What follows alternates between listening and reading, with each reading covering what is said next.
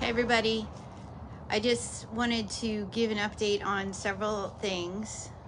First of all, last Friday, if you don't know, my dad was ushered into glory, and he is now perfect and on the streets of gold, talking up a storm, appraising every possible gemstone in sight, and free of suffering, free of all the things that come with the state that he was in. So we're super grateful for that, and very happy that my sisters are able to be there. I won't be there tomorrow, but Craig will be there, Catherine and Danny, and the kids will be there, representing us and just paying tribute in a beautiful way tomorrow. So if you want to watch, I put the link on my wall. I know I will be. As far as I go, today marks 1 week ago today. I had my first chemo, and that's a wild ride. So what they're giving me is a pretty strong cocktail, so to get over it took a bit. Today I feel sort of normal, but not even close to normal. Naps are a necessity every day, I have learned, and if you know me at all, I am not a napper. I was proud to not be a napper. I've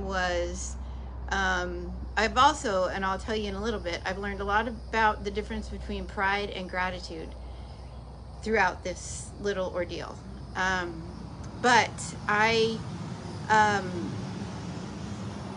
have had a lot to navigate, as has Craig, as had Catherine, as has everyone involved with this. My sisters each took a shift. Sally was here for chemo, the first chemo. My sister Cindy came on Friday, and then she went down to help Linda with funeral arrangements, and then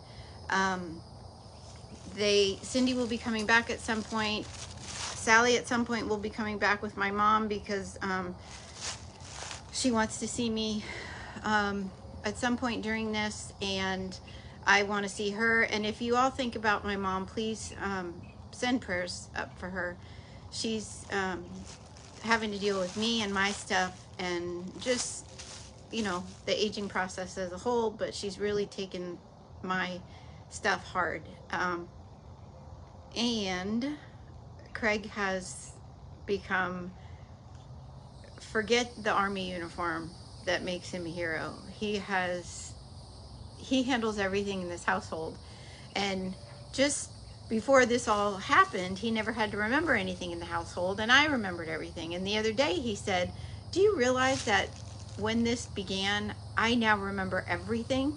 I said, that's good, because I can't remember anything. So so on to the lesson that I have learned during this. I have learned there's a great deal of difference between pride and gratitude. And I used to walk around saying the statement, I'm so thankful that all I do is take a water pill and a thyroid pill. Well, that had nothing to do with gratitude. That was about as prideful a statement as I could say, because what I feel now is gratitude. I have been humbled beyond humbled, because chemo takes away every ounce of dignity you may have thought you had, because you no longer have it. You don't care who sees what, and you just want to be comfortable, and you just want to get certain things under control, which as of last night, we're under control. So very grateful for that. But the pride I would feel about my health being so simple, it was quite a wake up. So that was pride. Walking around talking about all I do is take 2 pills, whoopee, you know. That wasn't gratitude. This is gratitude. I have gratitude for every person in my life, every person who reaches out at any time of the day. Every box that shows up with my name on it that I don't expect, every eggplant I have received, every text message, Facebook message, Instagram message, phone call, all of it. the prayers, I can't even calculate the amount of people lifting me up in prayer through this thing, because I'll tell you, as much as it appears that God is nowhere in this, he has been part of this since I woke up July 10th last summer and said, I can't feel like this anymore. And I kicked alcohol to the curb. And I have been very, very conscious of just healthy living. And I'm so grateful, because what if I kept going like I was going? What kind of state would I be in right now?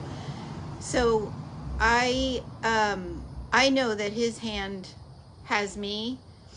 I am beyond grateful for that, because from the time this mass was found on May 14th, I've already had a first round of chemo in less than a month. And I have heard from medical professionals, from other people who have battled cancer, I have heard that that is absolutely unheard of. It just doesn't happen. So I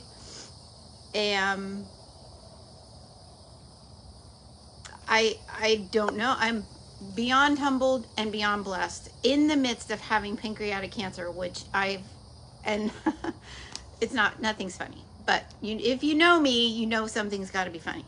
So I've met, and then Buddy and I would walk in the neighborhood. We would walk in the morning, we'd walk at night, and I waved to everybody.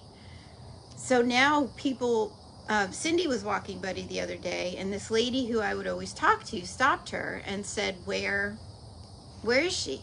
And so Cindy told her, and she broke down in tears, because we would talk all the time, because she's a Graham, I'm a Graham. You know, we would just talk about that, just taking care of the kids and how the kids are everything. And and then this other guy pulled up next to me, a retired Army vet, and he, nice guy, he and Craig get along real well. It's wonderful. And so he said, where you been? I said, you won't believe it, I got pancreatic cancer. And then his reaction, I'm like, buddy, don't count me out yet. We're in the fight. And so that is what the chemo rounds do. I had round 1, came out the other side of round 1. I had my blood work done today. I have been cleared for round 2. That will begin next Tuesday. So I don't know how lives will happen after round 2. I don't have a clue. But we'll just see what happens. And I will, if I can, if it's a good day, I will try. And if it's a bad day, Catherine will update you all, or Craig will update you all, and I'll still be kicking and coming out the other side of round 2. And we are in this for the long haul. And I have to be honest, yesterday I had a moment, a very small moment of being a little defeated. And then that blanket that you saw on my wall showed up. And I was like, I have too many people in this fight with me to feel for a moment that I am defeated by this thing. God has put, I mean, from the moment it was found, it has been machine gun medical care, and he has lined up each person that has touched my body, performed a procedure, to where we are now to be cleared for next Tuesday. So I continue being so grateful for all of you. I cannot even tell you. I don't even know how to repay you. All I know is when this is all said and done, there will be a celebration somewhere. I don't know where. I'm guessing it'll be at VFW Post 1400 in Watertown, New York, and you're all invited. But honestly, I may have one in each region of the country at this point, because I know God is going to prevail big. I know that he's a part of this, and I just thank him for each and every one of you who has joined this fight. And when you wear purple, think of me. I love you all, and let's do this.